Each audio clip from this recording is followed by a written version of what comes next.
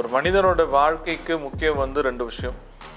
ஒன்று குலதெய்வம், அது விட்டு அவங்க பித்திருக்கள். இப்போ குலதெய்வம்ன்றது என்ன பண்ணுறாங்கன்னா, மைக்ரேஷனில் எல்லோரும் மறந்துடுறாங்க. சென்னையில் இருக்கிறவங்கள கேட்டோம்னா எங்கள் பூர்வீகம் பாம்பேன்னுவாங்க. அந்த ஊரில் எந்த பூர்வீகத்தில் இருந்தாங்களோ அங்கே குலதெய்வத்தோடைய கைப்பிடி மண், அந்த பூமியில் மண் எடுத்துகிட்டு இங்கே ஒரு இடத்துல பிரதிஷ்டை பண்ணி பூஜை பண்ணுவாங்க. இப்போ சில பேர் பார்த்தீங்கன்னா திருச்செந்தூர் முருகன் தான் குலதெய்வம்னுவாங்க, திருப்பதி தான் எனக்கு குலதெய்வம்னுவாங்க. ஆனால் அவங்களாம் குலதெய்வமாக வரமாட்டாங்க. குலதெய்வம்ன்றது என்னன்னா சிறு தெய்வங்கள் தான். வாசகர்களுக்கு என்ன சொல்கிறோன்னா, குலதெய்வம்ன்றது ரெண்டு இருக்கும், ஒன்று பெண், ஒன்று ஆண். சில பேர் எனக்கு ஆண் தெய்வம் மட்டும்தான் அப்படின்னு சொல்லுவாங்க, ஆனால் பெண் தெய்வம் கூட இருக்கும். அதை அவங்க மறந்துட்டு இருப்பாங்க. எனக்கு எதுவுமே பண்ண தெரியல, நான் என்ன பண்ணே தெரியாது, ஆனால் எனக்கு பல இடத்துங்களில் மாற்றங்கள் கிடைக்க மாட்டுறது, வளர்ச்சிகள் வர மாட்டுறது, எங்கே போனாலும் தடையாக இருக்குதுன்னா அது ஒரே பரிகாரம் பித்ருக்கள் தான். குலதெய்வமே தெரியல, எனக்கு ரொம்ப கன்ஃபியூஷனாக இருக்குது, அதனால் நான் பல இடத்துங்கள் பல லட்சங்கள் செலவு பண்ணிட்டேன் அப்படின்னு இருக்கவங்களுக்கு உங்களோட மூதாதையர்களுக்கு மாதம் படையில மட்டும் வைங்க. அன்பு நேயர்களுக்கு இனிய வணக்கம். நம்ம ஒரு பிரச்சனை அப்படின்னாக்கா கூப்பிட்ட உடனே வந்து நிற்கக்கூடிய தெய்வம் யாரு அப்படின்னு பாத்தீங்கன்னாக்கா நம்ம குலத்தை காக்கக்கூடிய குலதெய்வம் தான் அப்படின்னு பெரியவங்க எல்லாம் சொல்றாங்க இல்லைங்களா? சரிங்க, எல்லாம் ஓகே, ஆனா குலதெய்வம் யாருன்னு தெரியலையே, அப்ப நாங்க யாரை கூப்பிடுவோம், யாரை வழிபடுவோம், என்ன செய்யறது அப்படின்னு நிறைய பேர் கேள்வி கேட்குறீங்க. உங்களுடைய கேள்விக்கான தெளிவான விளக்கங்கள், அதாவது குலதெய்வம் யாரு அப்படிங்கறத எப்படி கண்டுபிடிப்பதற்கான முறைகள் என்ன, வழிபாட்டு முறைகள் என்ன, இது எல்லாவற்றிற்கும் தெளிவான விளக்கங்கள் கொடுப்பதற்காகவே நம்ம அரங்கிற்கு வருகை தந்திருக்காரு பொற்கோவில் திரு சரவணன் அவர்கள். வாங்க நேர்களே, சார் சந்திப்போம். வணக்கம் சார். ஓம் ஞான ரூபாய வித்மஹே சக்தி அம்சாய தீமஹி தன்னோ சக்தி அம்மா பிரச்சோதயாத். சார், ஒரு பிரச்சனைனா குலதெய்வத்தை கூப்பிடுங்கப்பா, உடனே நமக்கு காப்பாத்துவாங்க. வருஷம் அதே மாதிரி குலதெய்வ வழிபாடு செய்வது ரொம்ப முக்கியம் இப்படிலாம் சொல்றாங்க சார். எல்லாமே ஓகே, நாங்க ஒத்துக்கிறோம், ஆனா குலதெய்வம் யாருன்னே தெரியலையே, அப்ப நாங்க என்ன பண்றது சார்? ஒரு மனிதனோட வாழ்க்கைக்கு முக்கியம் ரெண்டு விஷயம். ஒன்று குலதெய்வம், அது விட்டு அவங்க பித்திருக்கள். ரெண்டு தான் ஒரு குடும்பத்துக்கும் ஒரு ஜென்ரேஷனுக்கும் முக்கியமான விஷயம். இப்போ குலதெய்வம்ன்றது என்ன பண்ணுறாங்கன்னா, மைக்ரேஷனில் எல்லோரும் மறந்துடுறாங்க.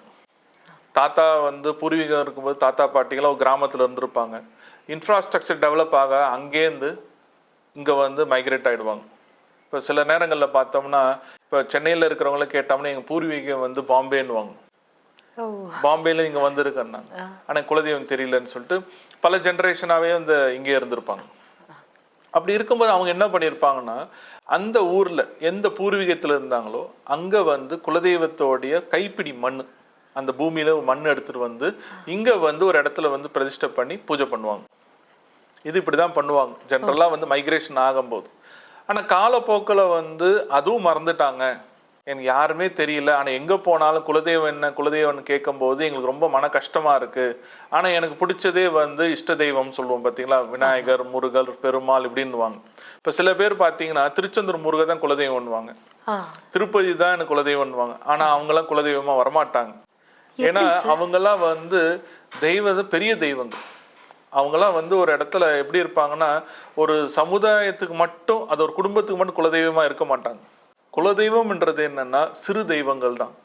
உதாரணத்துக்கு சொல்லப்போனால் அங்காளம்மன், மாரியம்மன், நாகாத்தம்மன், காட்டேரி, பேச்சியம்மன், இசக்கியம்மன், இவங்கெல்லாம் தான் குலதெய்வமாக இருப்பாங்க. ஆனால் என்றைக்குமே வாசகர்களுக்கு என்ன சொல்கிறோன்னா, குலதெய்வம்ன்றது ரெண்டு இருக்கும், ஒன்று பெண், ஒன்று ஆண். பொதுவாகவே பெண் தான் குலம் காப்பவள் தான் பெண். ஆணுன்றது யாருன்னா அந்த தெய்வத்தை பாதுகாக்கவர் தான் ஆண், காவல் தெய்வம். ஸோ அதனால எப்பயுமே இவங்க ரெண்டு பேர் இருந்தால் தான் குலதெய்வம். சில பேர் எனக்கு ஆண் தெய்வம் மட்டும்தான் அப்படின்னு சொல்லுவாங்க, ஆனால் பெண் தெய்வம் கூட இருக்கும், அதை அவங்க மறந்துட்டு இருப்பாங்க. சில பேர் பெண் தெய்வத்தை மட்டும்தான் இருப்பாங்க, ஆனால் ஆண் தெய்வம் இருக்கணும். அப்படி இருந்தால் தான் அது பூர்ணமான ஒரு தெய்வ தத்துவம். ஸோ அதனால என்னைக்கும் ஒரே தெய்வத்தை மட்டும் குலதெய்வம் நினைக்காம இவங்க கூட வேற யார் இருக்காங்களா அப்படின்னு நீங்க தேடி பார்த்தா தான் கிடைக்கும். ஏன்னா ஒரு ஆணும் பெண்ணும் சேர்ந்தா ஒரு ஜென்ரேஷன் ஃபார்ம் ஆகுது. அதே போல ஒரு குலத்தையும் காக்கிறது ஒரு பெண்ணு தான். அந்த பெண்ணுக்கு கூட ஒரு ஆண் கண்டிப்பா துணை தேவை.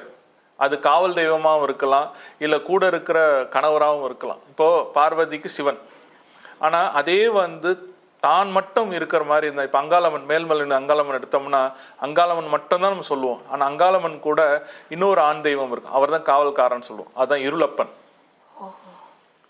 அந்த மாதிரி தான் வந்து இருப்பாங்க.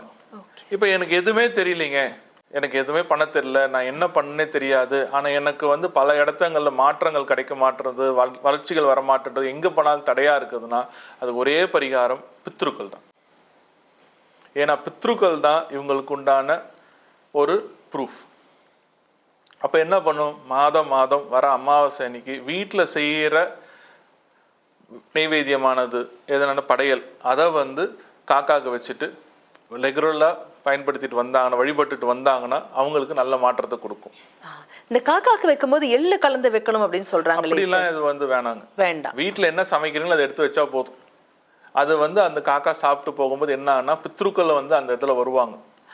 ஏன்னா இப்போ நம்ம ஒரு வீட்டிலன்னு கேட்டேன்னு நினைச்சிங்களேன், அப்பா தாத்தா தாத்தாக்கு தாத்தா அப்படின்னு போகும். அப்போ போகும்போது நீங்க மனப்பூர்வமா நம்புறீங்களே இவங்கெல்லாம் வாழ்ந்த போனாங்கன்னு. ஆமா. அப்போ இன்னைக்கு வரைக்கும் அவங்க எங்கேயோ ஒரு இடத்துல வந்து பிறந்து இருக்காங்கன்னு அர்த்தம் இல்ல. அப்ப அவங்கள வந்து வழிபட்டாவே குலதெய்வத்தோட அனுகிரகம் அவங்க மூலமா கிடைச்சிடும், தேட தேவையில்லை. அதுக்கப்புறம் வந்து உங்களுக்கு இஷ்ட தெய்வத்தை நீங்க வந்து தெய்வத்தை நீங்க வழிபடலாம். குலதெய்வமே தெரியல, எனக்கு ரொம்ப கன்ஃபியூஷனா இருக்கு, அதனால நான் பல இடத்துங்கள் பல லட்சங்கள் செலவு பண்ணிட்டேன் அப்படின்னு இருக்கவங்களுக்கு உங்களோட மூதாதையர்களுக்கு மாதம் மாதம் படையலை மட்டும் வைங்க. இதை செய்ய செய்ய அந்த மூதாதையர்களே வந்து உங்க கனவுலையோ இல்ல வேற எந்த ரூபத்திலேயோ குலதெய்வத்தை காமிச்சு கொடுத்துருவாங்க. அப்போ அந்த மூதாதையர்கள் வந்து கனவுல வருவாங்க, யாரோட வீட்டுல யார் கனவுலையான்னு சரி. அப்போ வந்து அவங்க சொல்லுவாங்கப்பா நம்ம வந்து கல் வச்சு கும்பிட்ற ஜாதி நம்மளது, நீங்க வந்து எப்பயுமே வந்து வருஷத்துக்கு ஒரு தடவை இந்த நாள்ல வந்து கல் வச்சு கும்பிடணும், இதுதான் நம்ம குல வழக்கம்னு அப்படி ஒரு கனவுல சொல்லுவாங்க. இப்போ அவங்க அடுத்த பிறப்பு எடுத்திருந்தாங்கன்னா எப்படி சார் கனவுல வருவாங்க? இல்ல அடுத்த பிறப்புன்றது நமக்கு தெரியாதே, நம்ம ஒரு நம்பிக்கை தான் அடுத்த பிறப்பு எடுத்திருக்காங்கன்னு. ஏன் அவங்க வந்து நேராக சிவன்கிட்டயோ பெருமாள்கிட்டயோ வந்து மோட்சம் அடைஞ்சிருக்கலாமே. அப்போ வந்து நம்மளோட கடமை என்ன, மூதாதையர்களுக்கு நன்றி செலுத்தணும். இப்போ நீங்க வந்து வருஷா வருஷம் ஒரு கோயில் கும்பாபிஷேகம் பண்றீங்க, ஒரு கோயில்ல போயிட்டு ஒரு சஷ்டி படிக்கிறீங்க, விநாயகர் சதுர்த்தி பண்றீங்க, அஷ்டலக்ஷ்மி பூஜை பண்றீங்க, ஏன் இது வருஷா வருஷம் பண்றோம்? அப்ப அங்க வந்து உங்களுக்கு ஒரு பாசிட்டிவிட்டி கிடைக்கிறதுனாலதான் நான் அது பண்றீங்க. அதே போல பித்ருக்களுக்கு நம்ம செய்யணும். அதனாலதான் பித்ருக்களுக்கு வந்து மாதம் மாதம் அமாவாசை நீ கொடுக்கறது, அவங்களுக்கு கொடுத்த நாள் அமாவாசை, பித்ருக்களுக்கு உண்டான நாள் அமாவாசை. அந்த நாள்ல வந்து நீங்க வீட்டுல செய்யற சமையலை கொடுத்தாவே போதும், அவங்க வந்து பெருசா கேட்கறது கிடையாது. நீங்க திட்டிகிட்டே வச்சாலும் சரி சந்தோஷமா வச்சாலும் சரி அவங்க கொடுக்க வேண்டியது கொடுத்துருவாங்க. ஏன்னா அவங்க வந்து நம் முன்னோர்கள். இப்ப இன்னைக்கு வந்து பாத்தீங்கன்னா ராஜராஜ சோழன் வந்து கட்டினது வந்து 1000 வருஷம் கோயில் நினைச்சிட்டு இன்னைக்கு வரைக்கும் ராஜராஜ சோழன் கட்டினார்னு நம்பிக்கையோட பாக்குறோம். ஏன் அவர் கட்டாம வேற யார் கட்டிருக்கலாம்ல? கல்வெட்டுகள்ல சொல்லப்பட்டிருக்கு, அதான் நம்பிக்கை. அப்ப அது யார் எழுதுனது? நம் முன்னோர்கள். அவங்க எழுதுனதுதான ப்ரூஃப், நம்ம யாரும் நேர்ல பார்க்கல. அதே போலதான் நம் முன்னோர்கள் நம் பித்ருக்கள் தான் நம்ம ப்ரூஃப். அதனால குலதெய்வம் தெரியலன்னு சொல்லி யாரும் வருத்தப்பட வேண்டாம்.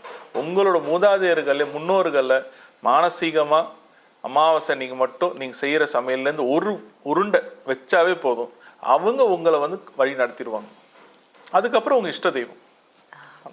அற்புதமான விளக்கங்கள் சார். நாங்க இவ்வளவு நாள் வந்து குலதெய்வமே தெரியலையே என்ன பண்றது அப்படின்னு வந்து விழிப்பிதுங்கி நாங்க தேடிட்டு இருந்தோம் சார். ஆனா ரொம்ப சிம்பிளா வீட்டுல அமாவாசை அன்னைக்கு ஒரு பிடி சோறு எடுத்துக்கொண்டு போயிட்டு நீங்க சமைக்கிற சாப்பாடுல இருந்து ஒரு பிடி எடுத்துட்டு போயிட்டு காக்காய்க்கு வைங்க, முன்னோர்களை நினைத்து வழிபட்டு கொண்டு நீங்க அதை வச்சீங்கன்னாக்கவே உங்களுடைய குலதெய்வம் யாரு அப்படிங்கறத அவங்களே உங்களுக்கு காமிப்பாங்க, அவங்களுடைய ஆசீர்வாதம் முழுமையாக உங்களுக்கு கிடைக்கும் அப்படின்னு அற்புதமான விளக்கம் எங்களுக்காகவே பகிர்ந்துட்டீங்க சார். கூடான கூடிய அன்பு உள்ளங்கள் அனைவர் சார்பாகவும் மனமார்ந்த நன்றிகள். என்னங்க எவ்வளவு பயனுள்ள விளக்கங்கள் நம்ம சார் நமக்காகவே கொடுத்தாரு இல்லையா?